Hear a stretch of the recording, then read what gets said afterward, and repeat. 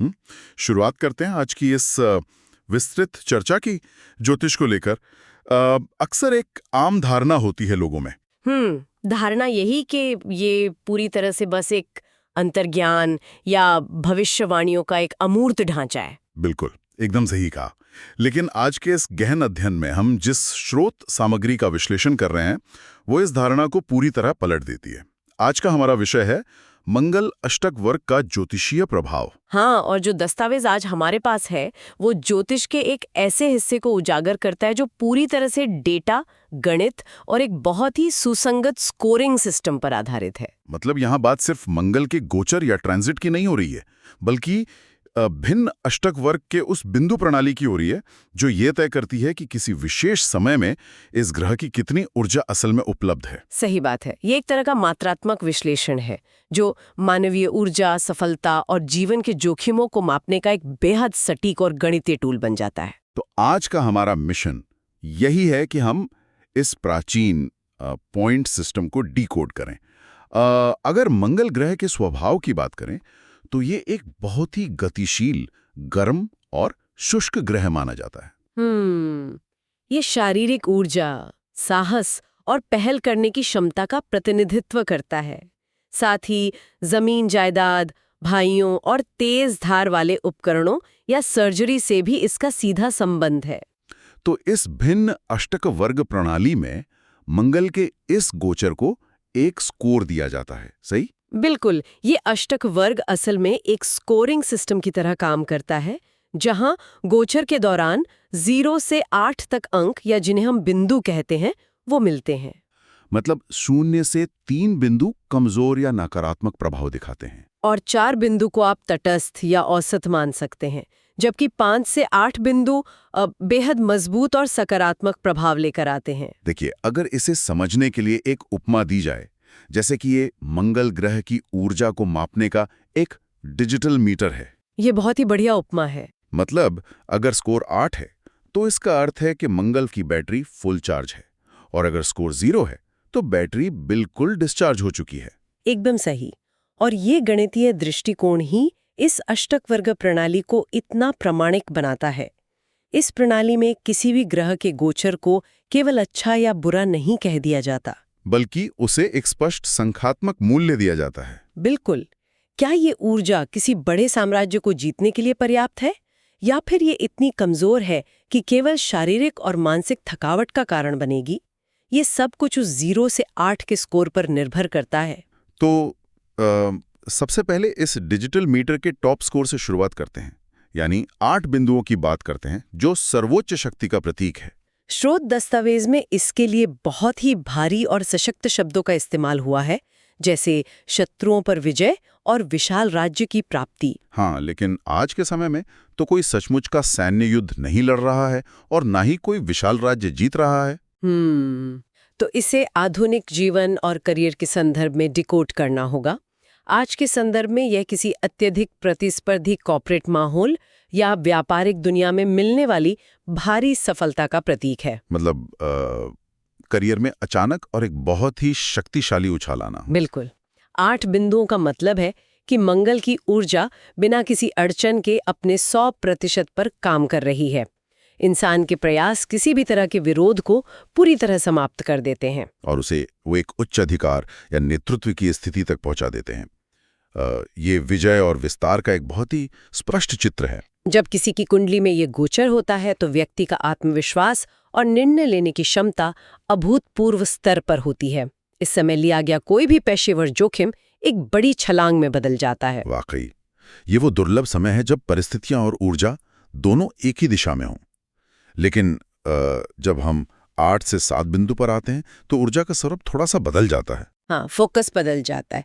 8 बिंदु जहां विजय और विस्तार की बात करते हैं, वहीं 7 बिंदु पूरी तरह से भौतिक समृद्धि और संचय पर केंद्रित हो जाते हैं। स्रोत दस्तावेज 7 बिंदुओं को संपत्ति प्राप्ति और धन संचय का सबसे मजबूत संकेतक मानता है। और चूंकि मंगल भूमि का प्राकृतिक स्वामी है, इसलिए रियल एस्टेट से जुड़े लेन देन, जमीन खरीदना या कोई बड़ी संपत्ति बनाना इस स्कोर के दौरान सबसे आदर्श माना गया है।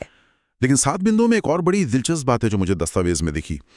जीवन साथी और बच्चों के साथ सुख का संकेत। ये थोड़ा हैरान करने वाला लग सकता है लोगों को, क्योंकि मंगल की आक्रामक ऊर्जा को अक्सर रिश्तों के लिए चुनौतीपूर्ण माना जाता है। हाँ, इससे तो लड़ाई झगड़े वाला ग्रह माना जाता है। बिल्कुल। लेकिन जब ये ऊर्जा 7 बिंदुओं पर होती है तो ये बहुत संतुलित और परिपक्व हो जाती है। ये आक्रामकता संरक्षण में बदल जाती है। मतलब बाहरी दुनिया में आक्रामकता, लेकिन घर के भीतर एक सुरक्षा कवच। एकदम सही। व्यक्ति अपनी सारी बाहरी शक्ति और संसाधनों का इस्तेमाल परिवार के लिए एक सुरक्षित और समृद्ध माहौल बनाने में करता है। घर एक अभेद्य किले की तरह सुरक्षित हो जाता है। ये एक बहुत ही बेहतरीन संतुलन है। अब भौतिक समृद्धि से थोड़ा और नीचे 6 बिंदुओं की ओर चलते हैं।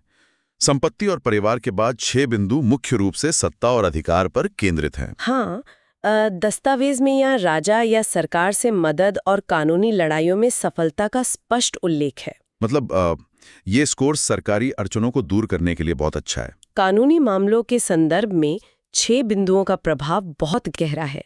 कानूनी लड़ाइयाँ अक्सर थका देने वाली होती हैं और उनमें केवल आक्रामकता से काम नहीं चलता। उनमें लंबी अवधि के धैर्य और रणनीतिक योजना की जरूरत होती है। बिल्कुल। मंगल एक योद्धा ग्रह है और जब वो 6 बिंदुओं के मजबूत स्कोर के साथ गोचर करता है तो ये व्यक्ति को विवादों में उलझने के बजाय उन्हें व्यवस्थित रूप से जीतने की क्षमता देता है। ये वो ऊर्जा है जो इंसान को तब तक मैदान में डटे रहने का साहस देती है जब तक कि फैसला उसके पक्ष में ना आ जाए। सही कहा।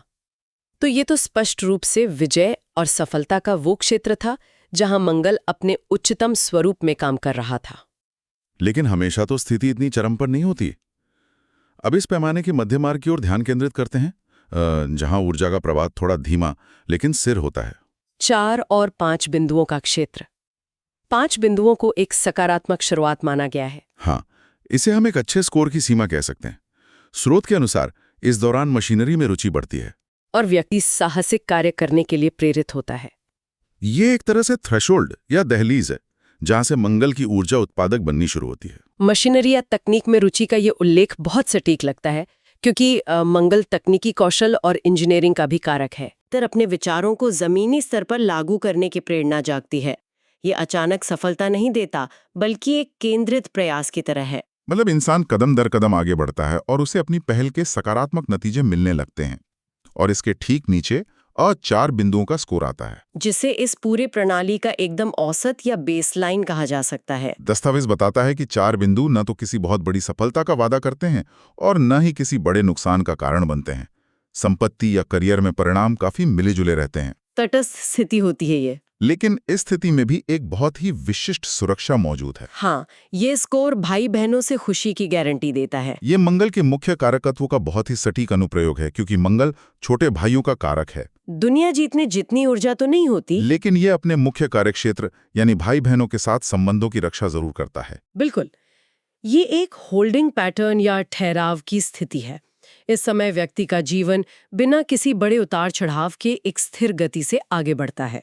मतलब ये समय नई आक्रामक रणनीतियां बनाने का नहीं है, बल्कि जो मौजूद है उसे सहेज कर रखने का है। सही बात है। यहां तक कि चर्चा से ये तो स्पष्ट है कि 8 से लेकर 4 बिंदुओं तक ऊर्जा किसी न किसी रूप में रचनात्मक या कम से कम स्थिर बनी रहती है। लेकिन अब इस पैमाने का वो हिस्सा शुरू होता है जिसे खतरे की घंटी कहा जा सकता है। हाँ, अब हम 0 से 3 बिंदुओं के उस क्षेत्र में प्रवेश कर रहे हैं जहां ऊर्जा का स्वरूप पूरी तरह से अराजक और विनाशकारी होने लगता है। 3 बिंदुओं को सीधे तौर पर बिखरी हुई ऊर्जा से जोड़ा गया है। स्रोत दस्तावेज में इसके लिए एक बहुत ही विचारोत्तेजक वाक्यांश है, उद्देश्यहीन यात्रा और मानसिक चिंता के साथ थकान। ये विवरण मनोवैज्ञानिक दृष्टिकोण से बहुत मारक है।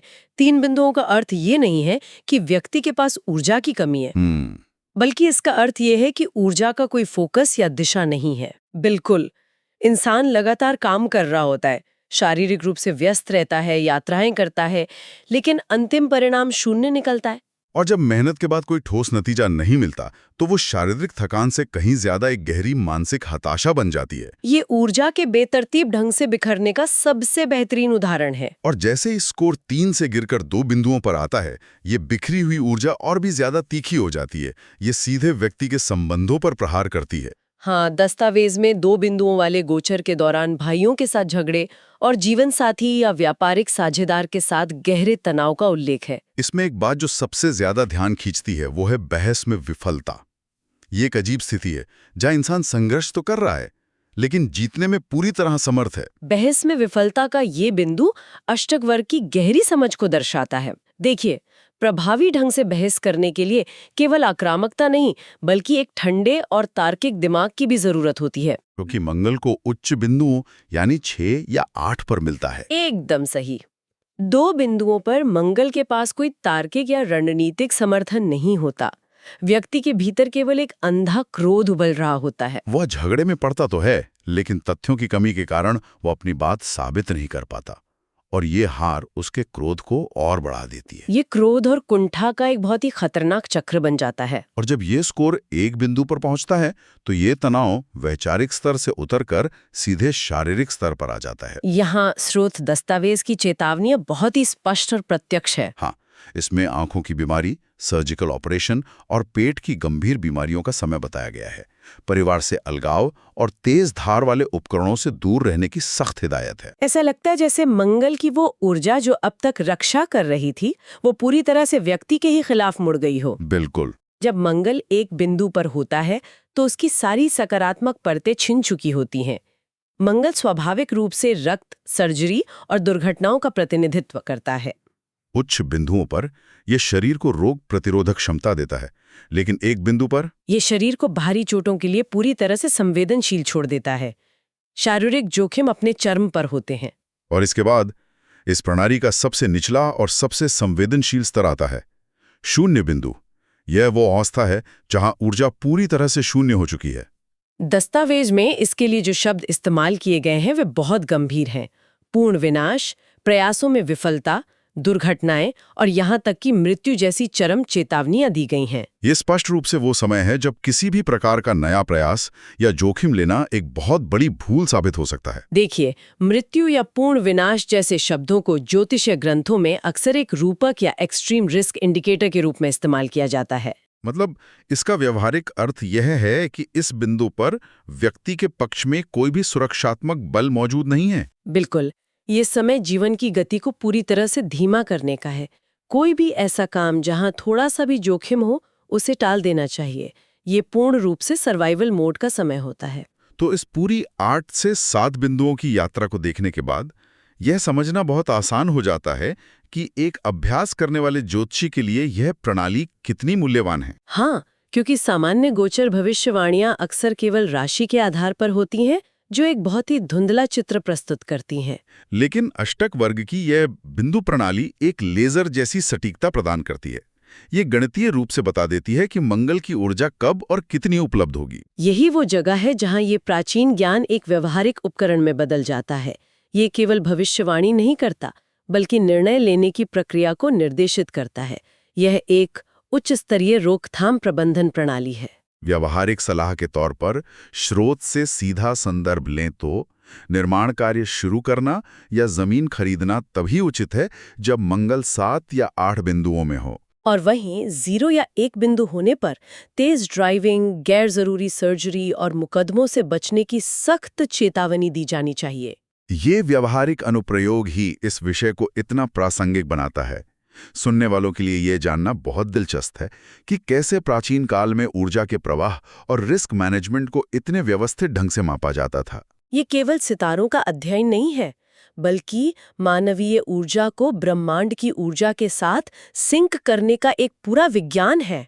तो आज के इस गहन अध्ययन में हमने देखा कि कैसे मंगल की ऊर्जा 8 बिंदुओं की अपनी सर्वोच्च स्थिति से शुरू होकर 4 बिंदुओं के तटस्थ संतुलन से गुजरती है और फिर कैसे वो 3 बिंदुओं की थकान, 2 बिंदुओं के संघर्ष और 1 बिंदु की संवेदनशीलता से होते हुए 0 बिंदु के उस चरम शून्य तक पहुंचती है जहां आत्मसंरक्षण ही एकमात्र उपाय बचता है।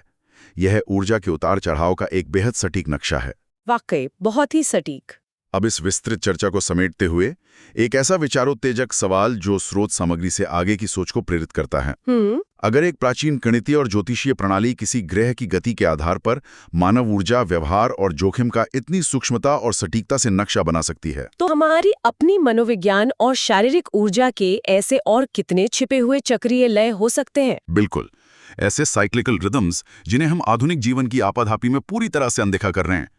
क्या हम ब्रह्मांडीय ऊर्जा के किसी ऐसे विशाल पैटर्न का हिस्सा हैं जिसे हमने बस पढ़ना छोड़ दिया है? ये वाकई गहराई से सोचने वाली बात है। इसी विचारोत्तेजक सवाल के साथ हम आज की इस विस्तृत चर्चा को यही विराम देते हैं। सुनने वाले इस छिपे हुए गणित और ऊर्जा के इस खेल पर विचार जरूर करें। ज्ञान के सफर में शामिल होने के लिए बहुत बहुत धन्यवाद।